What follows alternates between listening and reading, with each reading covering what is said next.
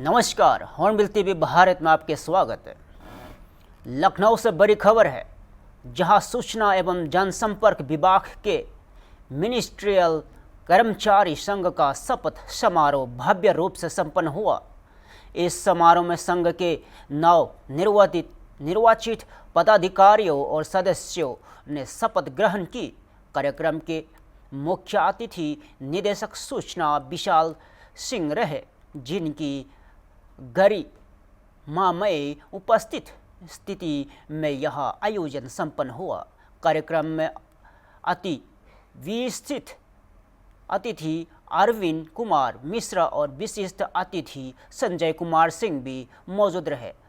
सभी अतिथियों ने नवनिर्वाचित पदाधिकारियों को बधाई देते हुए संगठन को मजबूती से आगे बढ़ाने की शुभकामनाएं दी। शपथ समारोह के दौरान कपिल सिंह ने अध्यक्ष निखिल मिश्रा और सशंग शेखर शुक्ल के उपाध्यक्ष राजकुमार के महामंत्री ब्रजमोहन पांडे ने संयुक्त मंत्री और शुभम चौहान के ने संगठन मंत्री और शिव शंकर पांडे के प्रचार मंत्री पद की शपथ ली। इस अवसर पर वक्ताओं ने कर्मचारी हितों की रक्षा, संगठनात्मक एकता और विभागीय कार्यों को और अधिक प्रभावी बनाने पर विशेष जोर दिया। पूरा समारोह सौहार्दपूर्ण और उत्साहपूर्ण माहौल में संपन्न हुआ।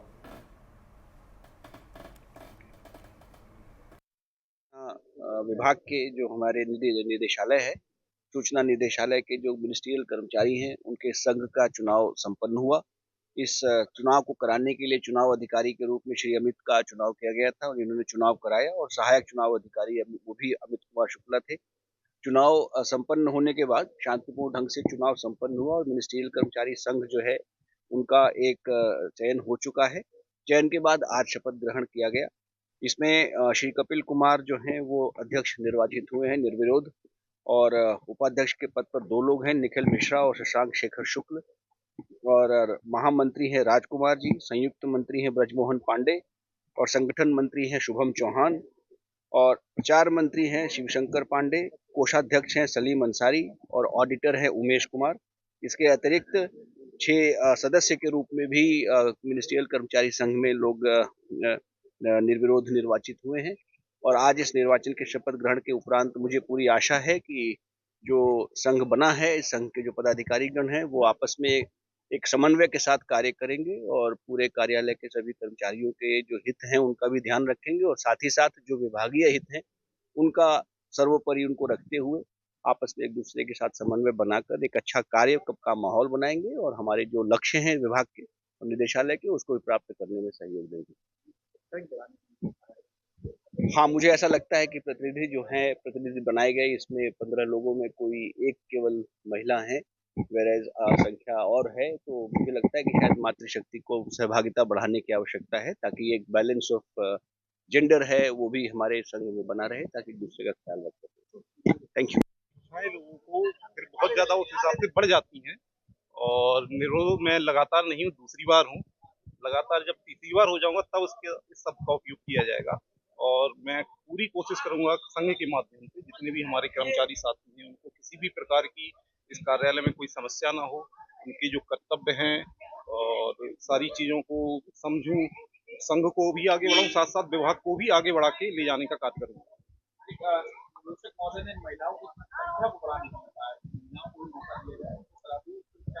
बिल्कुल वर्तमान में भी ऐसा नहीं, मेरे 6 सदस्य होते हैं संघ में जिसमें से एक महिला राशि सक्सेना जी वर्तमान में है। साथ ही हम लोगों ने अभी शोभा चौधरी जी जो हमारी प्रशासनिक अधिकारी है विज्ञापन की, उनको भी नामित किया है और अगले चुनाव में पूरी कोशिश की जाएगी कि महिलाओं को भी कम से कम मतलब चाहे चुनाव के माध्यम से वो आगे आए और अगर उनका सुझाव होगा कि नहीं हमें निर्विरोध रखा जाए या आरक्षित किया जाए तो उस पर भी विचार किया जाएगा। Thank you.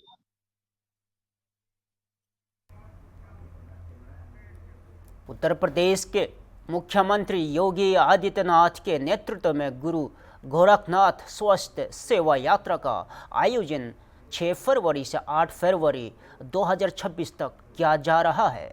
मुख्यमंत्री योगी जी ने कहा है कि सेवा वायतारी सहयोग सहयोगी गुरु श्री गोरखनाथ जी की प्रेरणा से समाज के अंतिम व्यक्ति तक स्वास्थ्य सेवाएं पहुंचाना ही इस यात्रा का मुख्य उद्देश्य है। यह सेवा अभियान विशेष रूप से जनजातीय और वंचित वर्गों को ध्यान में रखकर आयोजित किया जा रहा है ताकि हर व्यक्ति तक के बेहतर स्वास्थ्य सुविधाएं पहुंच सके। मुख्यमंत्री ने कहा कि इस स्वास्थ्य सेवा यात्रा के माध्यम से एक स्वस्थ और समर्थ समाज और एक सशक्त राष्ट्र के निर्माण के संकल्प को साकार किया जाएगा। योगी आदित्यनाथ ने इस पुण्य आयोजन से जुड़े सभी चिकित्सकों, स्वयंसेवकों और आयोजकों को हृदय से बधाई दी और इससे जन सेवा के सशक्त माध्यम बताया।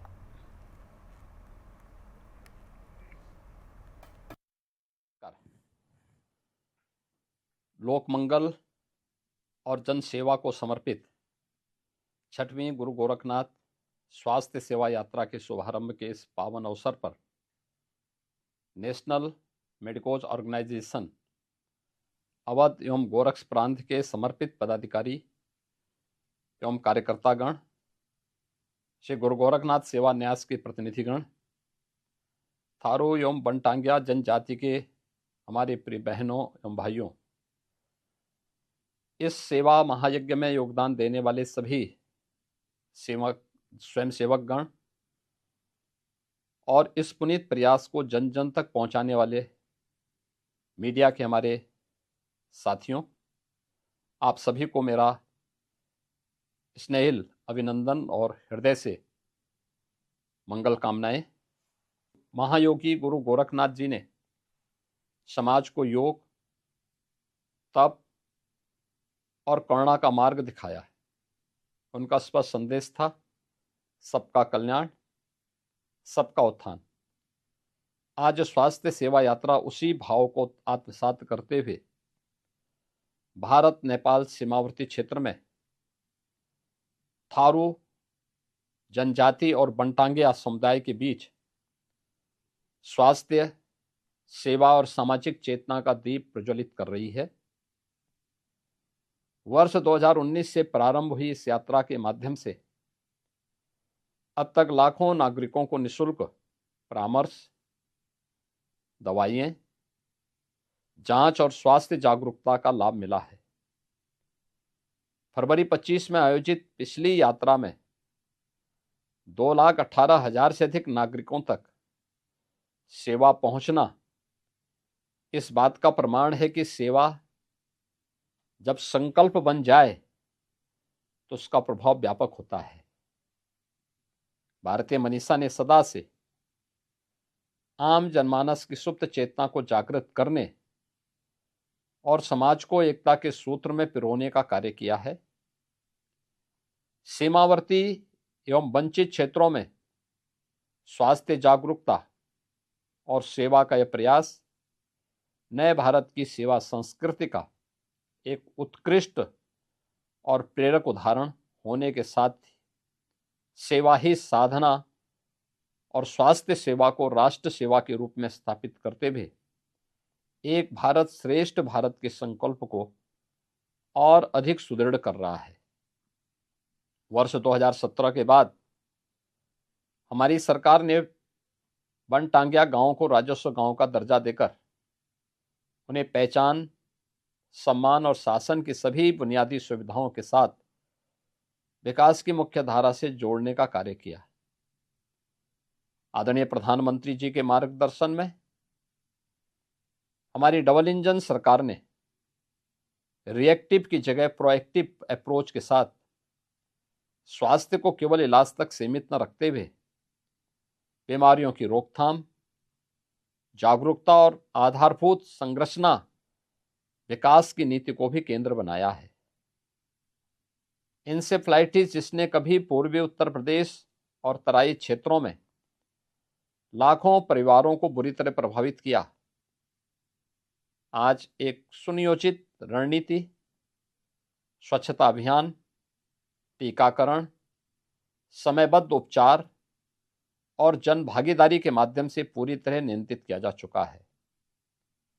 हमारी डबल इंजन सरकार जनजातीय समाज के सर्वांगीण विकास, स्वास्थ्य, सुरक्षा, शिक्षा और सम्मानजनक जीवन के लिए पूरी प्रतिबद्धता के साथ कार्य कर रही है। सीमावर्ती क्षेत्रों में आधारभूत सुविधाओं का विस्तार हमारी प्राथमिकताओं में सर्वोपरि है। समानता, समरसता और सम्मान के साथ हर नागरिक को विकास की मुख्य धारा से जोड़ना हमारा संकल्प है, क्योंकि संकल्प का कोई विकल्प नहीं है। मुझे प्रसन्नता है कि 6वीं गुरु गोरखनाथ स्वास्थ्य सेवा यात्रा का आयोजन 6 फरवरी से 8 फरवरी तक किया जा रहा है, जिसमें 1000 से अधिक चिकित्सकों का दल सीमावर्ती ग्रामीण अंचलों में 3 लाख से अधिक मरीजों के उपचार हेतु अपना मूल्य योगदान देने जा रहा है। इस संयुक्त सेवा प्रयास में नेशनल मेडिकोज ऑर्गेनाइजेशन और श्री गुरु गोरखनाथ सेवा न्यास के साथ साथ विद्या भारती, सेवा भारती, सीमा जागरण मंच, एकल अभियान, अखिल भारतीय विद्यार्थी परिषद, आरोग्य भारती, विश्व हिंदू परिषद तथा सीमा सुरक्षा बल द्वारा सक्रिय सहभागिता की जा रही है। मैं इस पुण्य आयोजन से जुड़े सभी चिकित्सकों, स्वयंसेवकों एवं आयोजकों को हृदय से बधाई देता हूँ। गुरु गोरखनाथ की प्रेरणा से हम सभी समाज के अंतिम व्यक्ति तक सेवा पहुंचाने के लिए निरंतर कार्य करते रहें। इस सेवा अभियान के माध्यम से एक स्वस्थ, समर्थ जनजातीय समाज और एक सशक्त, समर्थ राष्ट्र के निर्माण के संकल्प को हम सब मिलकर के साकार करें। धन्यवाद। जय हिंद। नेटफ्लिक्स पर रिलीज होने वाली वेब सीरीज घूसखोर पंडित को लेकर सियासी घमासान तेज हो गया है। कांग्रेस ने इस वेब सीरीज की रिलीज पर तुरंत रोक लगाने की मांग की है। कांग्रेस के वरिष्ठ नेता और प्रवक्ता अंशु अवस्थी ने इस मुद्दे पर बीजेपी और आरएसएस पर गंभीर आरोप लगाया है। अंशु अवस्थी ने कहा है कि बीजेपी और आरएसएस की मंशा समाज को बांटने की है और इस तरह की वेब सीरीज के जरिए एक खास समाज को अपमानित किया जा रहा है।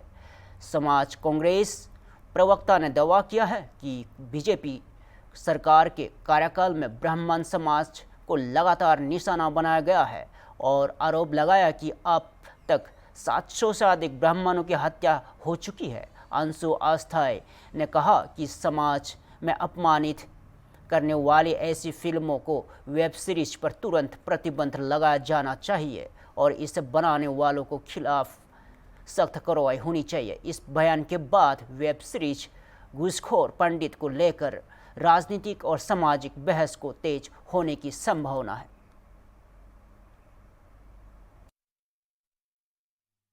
आखिर इस सरकार में ऐसा क्यों हो रहा है कि हर एक समाज को अपमानित करने की कोशिश हो रही है? अब एक वेब सीरीज आ रही है और सेंसर बोर्ड क्या कर रहा है?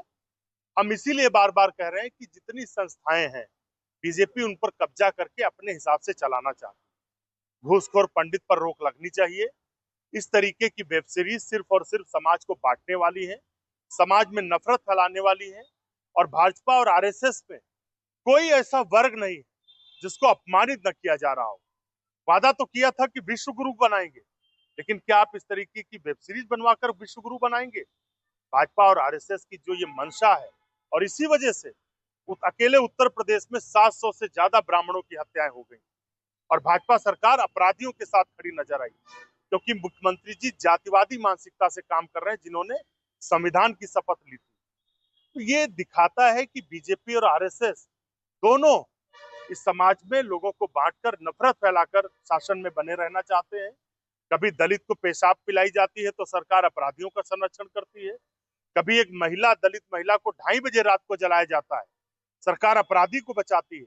और आज इस तरीके की वेब सीरीज लाकर फिर से ब्राह्मण समाज को अपमानित करने की कोशिश है। इस वेब सीरीज पर रोक लगनी चाहिए। मुख्यमंत्री जी, सिर्फ बातों से काम नहीं चलेगा।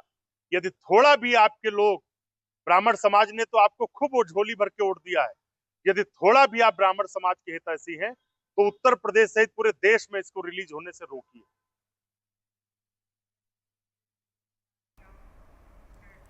संसद के भीतर विपक्ष और सरकार के बीच टकराव और तेज हो गया है। विपक्षी दलों ने मोदी सरकार पर गंभीर आरोप लगाए हैं।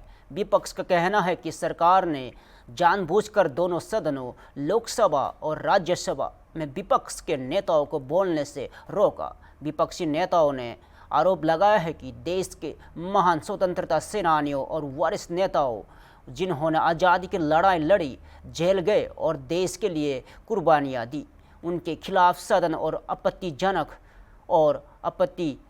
टिप्पणियां की गई है। विपक्ष का दावा है कि एक व्यक्ति को माइक दिया गया, उसने खुले तौर पर गलतियां और अपमानजनक शब्दों का इस्तेमाल किया, लेकिन सरकार और सत्ता पक्ष पूरी तरह चुप्पी साधे रहे।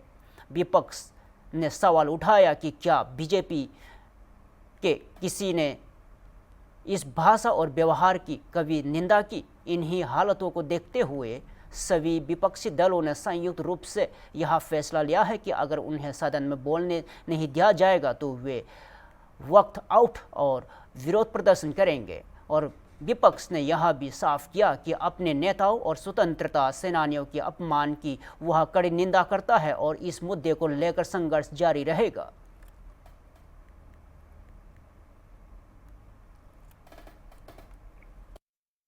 आज प्रधानमंत्री का उत्तर था हमारे प्रेसिडेंट ऑफ इंडिया के अभिभाषण को।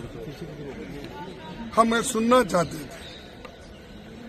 लेकिन 4 दिन से हम ये देख रहे हैं कि लोकसभा में हमारे अपोजिशन पार्टी के नेता राहुल गांधी जी को बोलने नहीं दिया जा रहा है और हम देश के हित में चंद बातें लोकसभा में और राज्यसभा में रखना चाहते हैं।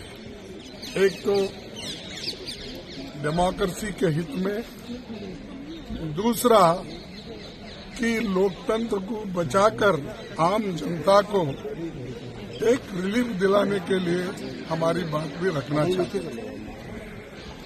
और जो इन्होंने इनका जो काला करतूत है, अमेरिका के साथ समझौता कर लेके किसानों का हित इन्होंने बलिदान दिया और जो ट्रंप कहते हैं वही बात इन्होंने मानी और अपने घुटने टेक दिए।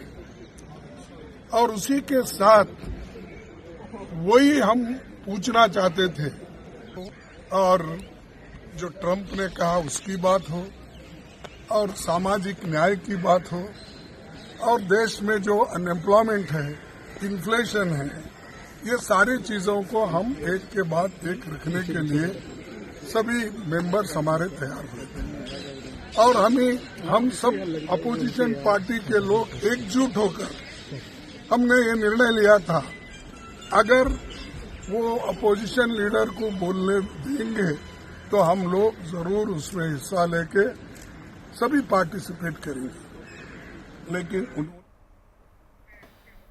राज्यसभा में प्रधानमंत्री नरेंद्र मोदी ने आज कांग्रेस और बीजेपी एनडीए की सोच के फर्क को लेकर बड़ा बयान दिया है। प्रधानमंत्री नरेंद्र मोदी ने कहा कि बीजेपी एनडीए का समस्याओं को देखने और समाधान निकालने का तरीका कांग्रेस से बिल्कुल अलग है। उन्होंने कहा कि एनडीए को देश के 140 करोड़ नागरिकों की क्षमता और सामर्थ्य पर पूरा भरोसा है और यही लोकतंत्र की असली ताकत है। प्रधानमंत्री ने आरोप लगाया कि कांग्रेस नागरिकों को ही समस्या मानती रही, जबकि उनकी सरकार जनता को समाधान का हिस्सा मानती है। पीएम मोदी ने इस दौरान नेहरू और इंदिरा गांधी के विचारों का जिक्र करते हुए एक पुराना किस्सा भी साझा किया और उन्होंने कहा कि इंदिरा गांधी ने अपने एक भाषण में बताया था कि जब नेहरू जी से पूछा गया कि देश के सामने कितनी समस्या है तो उनका जवाब था 35 करोड़ समस्या, यानी उस समय देश की आबादी।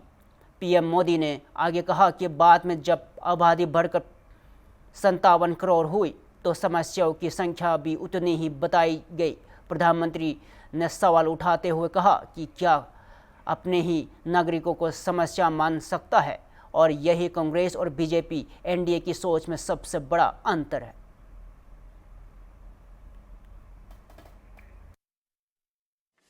भाजपा हो, एनडीए हो, हमारा अप्रोच, चीजों की तरफ देखने का हमारा दृष्टिकोण, समस्या के समाधान के लिए हमारी सोच और कांग्रेस के बीच में आसमान जमीन का अंतर है, बहुत फर्क है। मैं आपको उदाहरण देता हूं। हमारी सोच यह है कि 140 करोड़ देशवासी ये इतने सामर्थ्यवान हैं कि वे चुनौतियों को समाधान दे सकते हैं। ये हमारी सोच है। हमारा भरोसा है देशवासियों पर, उनके सामर्थ्य पर हमारा भरोसा है, और यही लोकतंत्र की भी सच्ची ताकत होती है। लेकिन कांग्रेस देशवासियों को ही समस्या मानती है। अब मैं इनका इतना बोल करके छोड़ दूंगा तो आज पता नहीं रात को उनको नींद नहीं आएगी और गालियां कल कैसी दे उसका प्लानिंग चलेगा। लेकिन मैं उदाहरण के साथ बताना चाहता हूं किस प्रकार से लोग सोचते थे देशवासियों के लिए।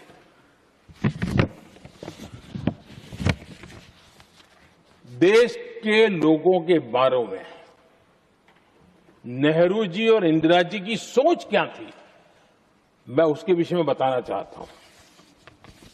इंदिरा जी एक बार ईरान गए थे और ईरान में वो भाषण दे रही थी,